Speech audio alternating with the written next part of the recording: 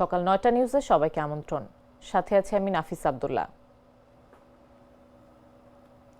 অন্তর্বর্তী সরকারের প্রধান উপদেষ্টা অধ্যাপক মোহাম্মদ ইউনূস বলেছেন, ইনকিলাব মঞ্চের মুখপাত্র ও ঢাকা ৮ আসনের সম্ভাব্য স্বতন্ত্র প্রার্থী শরীফ ওসমান হাদির হামলা অন্তর্বর্তী সরকারের মেয়াদকালে অন্যতম উদ্বেগজনক ঘটনা। তিনি বলেন, এই হামলা বাংলাদেশের গণতান্ত্রিক অভিযাত্রার উপর সুপরিকল্পিত আঘাত। এর মাধ্যমে পরাজিত শক্তি দেশের অস্তিত্বকে চ্যালেঞ্জ করার দুঃসাহস দেখিয়েছে। শুক্রবার রাষ্ট্র অতিথি ভবন যমুনায় উপদেষ্টা পরিষদের কয়েকজন সদস্য এবং আইন শৃঙ্খলা ও নিরাপত্তা বাহিনীর গুরুত্বপূর্ণ কর্মকর্তাদের নিয়ে একটি জরুরি বৈঠককালে তিনি এসব কথা বলেন। প্রধান উপদেষ্টা উপপ্রেস সচিব আবুল কালাম আজাদ এ তথ্য জানান। তিনি জানান, বৈঠকে প্রধান উপদেষ্টা বলেন, এই ধরনের হামলার চেষ্টাকে আমরা যে কোনো মূল্যে ব্যর্থ করে দেব। জাতির ওপর এই ধরনের অপশক্তির আঘাত কোনোভাবেই বরদাস্ত করা হবে না। এই হামলার মাধ্যমে জাতীয় সংসদ নির্বাচন ও গণভোটকে বানচাল করার ষড়যন্ত্র করা হচ্ছে জানিয়ে অধ্যাপক মোহাম্মদ ইউনূস বলেন, আমরা কোনো অবস্থাতেই এই ধরনের ষড়যন্ত্রকে সফল হতে দিব না।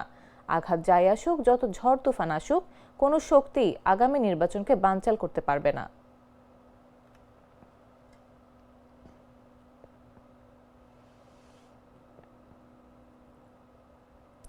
ঢাকা বিশ্ববিদ্যালয় কেন্দ্রীয় ছাত্র সংসদের সহসভাপতি সাদিক কায়েম বলেছেন, শরীফ ওসমান হাদিকে যারাই গুলি করেছে তাদেরকে দ্রুততম সময়ের মধ্যে গ্রেফতার করতে হবে। এ ঘটনা নেপথ্যে যারা আছে তাদেরকে খুঁজে বের করতে হবে। শুক্রবার বিকেলে পিরোজপুরের ভান্ডারিয়ার শহীদ জিয়া মাঠে পিরোজপুর যুব উন্নয়ন সোসাইটির আয়োজনে আন্তর্জাতিক ক্রীড়া সম্মেলনের প্রধান বক্তার বক্তব্যে তিনি এসব কথা বলেন। সাদিক কায়েম আরও বলেন, অন্তর্বর্তী সরকারের দায়িত্ব রাষ্ট্রের নাগরিকের নিরাপত্তা নিশ্চিত করা। জুলাই বিপ্লবের পরে আমাদের নাগরিকরা যদি এখনো পর্যন্ত নিরাপদ না হয়ে উঠতে পারে, আমরা নাগরিকদের জন্য যদি নিরাপত্তা ইস্যু না করতে পারি, তাহলে অন্তর্বর্তী সরকারের এটি একটি বিশাল ব্যর্থতা। এ সময় ওসমান হাদির চিকিৎসা খরচ রাষ্ট্রের পক্ষ থেকে বহন করার জন্য সরকারের প্রতি আহ্বান জানান তিনি।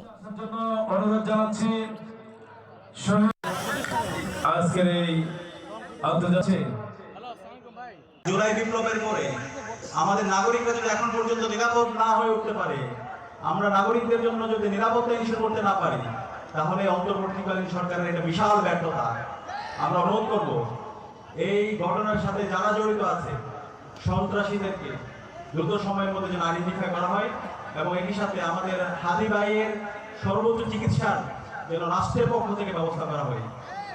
সম্মানিত উপস্থিতি, আজকে আমি যে ভূখণ্ডে দাঁড়িয়ে কথা বলছি, ফিরোজপুর। এই ফিরোজপুরের সাথে আমাদের আবেগ জড়িত।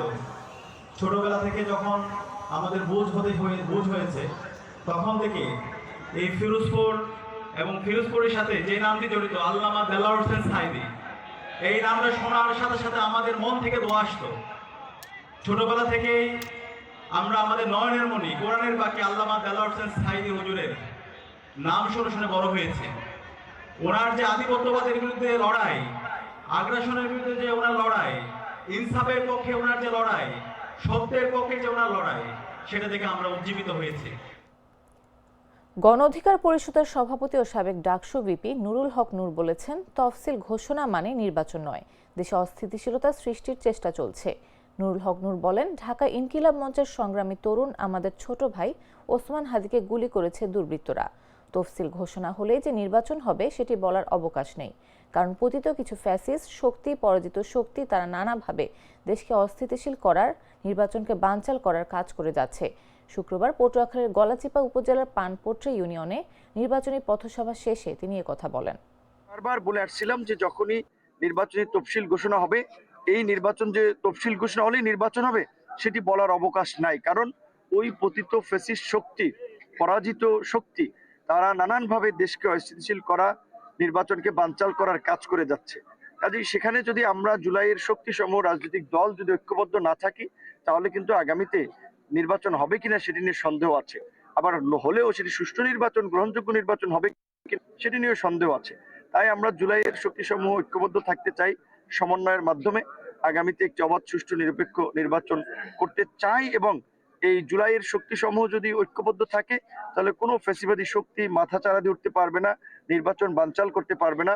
আমরা আমাদের ছোট ভাই, আমাদের এই সকলেরই পরিচিত ওসমান হাদি যেভাবে গুলিবিদ্ধ হয়েছেন, খুব গুরুতর, আল্লাহ তাকে বাঁচিয়ে রাখুক, আমরা তার জন্য দোয়া করি।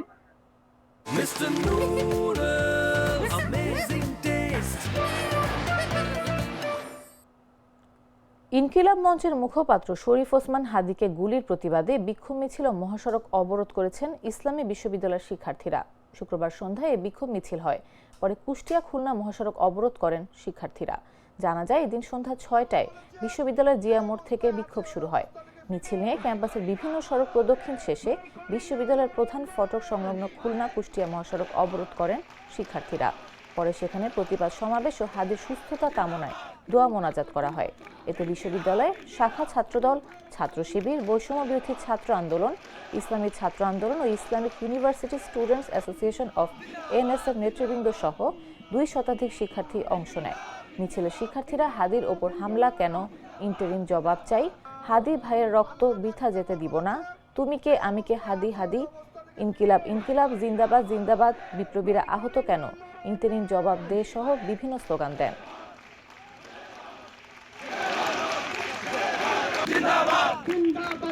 আজকে ওসমান হাদি ভাইয়ের উপর আক্রমণকে যদি আপনারা বিচ্ছিন্নভাবে নেন, তাহলে আমরা যদি বিচ্ছিন্নভাবে নেই, তাহলে আমরা বিশাল বড় ভুল করে ফেলবো। আপনারা জানেন, ওসমান হাদির উপরে যে হত্যার উদ্দেশ্যে যে হামলা, সেটি আজকে শুরু হয়নি। এই জুলাই যোদ্ধাদের উপরে হামলা প্রথম শুরু হয়েছিল ইন্টারিম যখন আপনার ক্ষমতা নাই, তারপর পরে সর্বশেষ হাদি ভাইয়ের আগে চট্টগ্রামের আমাদের জুলাই যোদ্ধা আহমেদ এবং তারও বেবি আগে বরিশালের বাবুগঞ্জে জুলাইয়ের অগ্রসেনানী ফুয়াদ ভাইয়ের উপরে হামলা হয়েছে, তাকে লাঞ্ছনা করা হয়েছে। সংগ্রামী সহযোদ্ধা বন্ধুগণ, আমরা যদি একটি ঘটনার সাথে আরেকটি ঘটনা যদি মিলাতে চাই, তাহলে আমরা দেখতে পাই এই জুলাইকে ঘিরে এই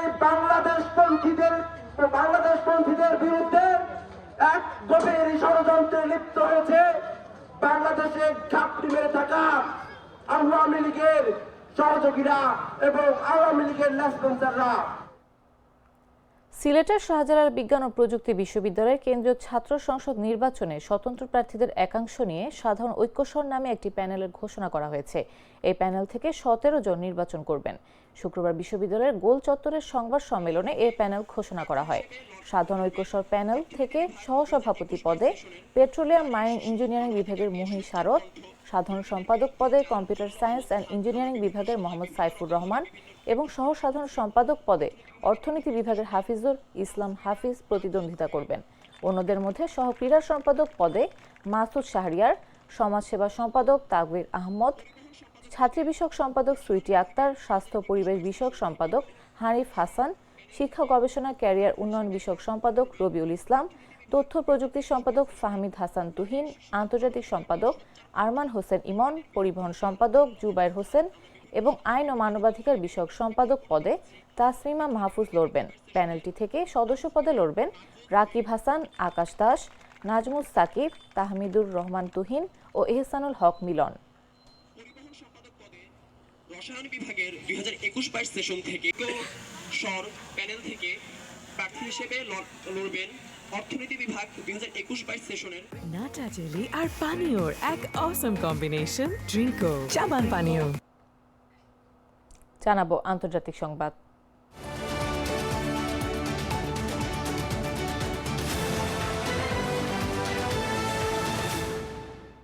নোবেল শান্তি পুরস্কারজয়ী নার্গিস মোহাম্মদীকে গ্রেফতার করেছে ইরানি নিরাপত্তা বাহিনী। শুক্রবার এক আইনজীবীর স্মরণসভা থেকে তাকে গ্রেফতার করা হয়। এই আইনজীবী এই মাসের শুরুতে মারা গিয়েছিলেন।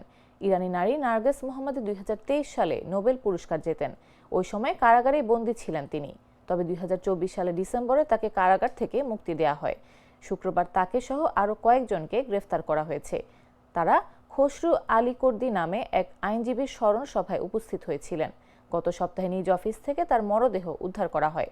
নার্গিস মোহাম্মদের স্বামী থাগি রহমানি, যিনি প্যারিসে থাকতেন, তিনি জানিয়েছেন পূর্বাঞ্চলীয় শহর মাসাদ থেকে নার্গিস সহ অন্যদের গ্রেফতার করা হয়। ইরানের নারীদের ওপর হওয়া দমন পীড়নের বিরুদ্ধে অদম্য লড়াই এবং দেশের সবার জন্য মানবাধিকার ও স্বাধীনতা প্রতিষ্ঠার নির্লস প্রচেষ্টার স্বীকৃতি স্বরূপ শান্তিতে নোবেল পেয়েছিলেন তিনি। বাক স্বাধীনতার অধিকার ও মৃত্যুদণ্ড বাতিলের দাবিতে মোহাম্মদী বছরের পর বছর ধরে সোচ্চার ছিলেন।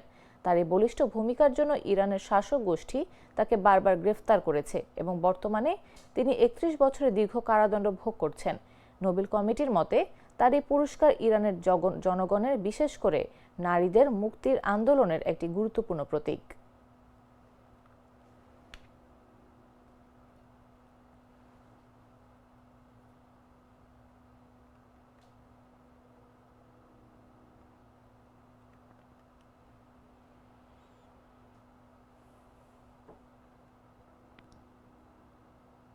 এবারে খেলার খবর।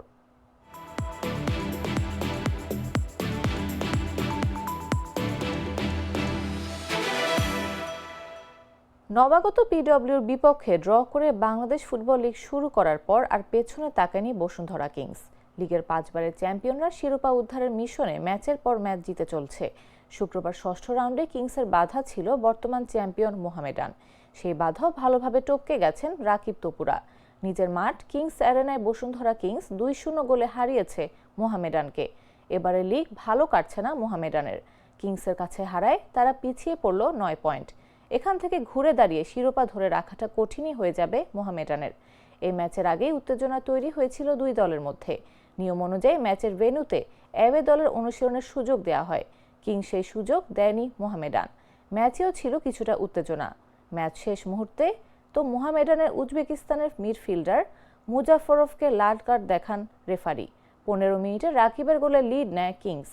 ইনজুরি সময় প্রথম মিনিট ব্যবধান দ্বিগুণ করে ব্রাজিলিয়ান ডরিয়েলটন। 27 ডিসেম্বর কিংসের আরেক লড়াই আবাহনীর বিপক্ষে। ওই ম্যাচ জিতলে প্রথম পর্বে শীর্ষে থাকা প্রায় নিশ্চিত হয়ে যাবে বসুন্ধরা কিংসের। শুক্রবার আরও দুটি ম্যাচ হয়েছে। আরামবাগ 2-0 গোলে ব্রাদার্স ইউনিয়নকে ও ফর্টিস 1-0 গোলে হারিয়েছে রহমতগঞ্জকে।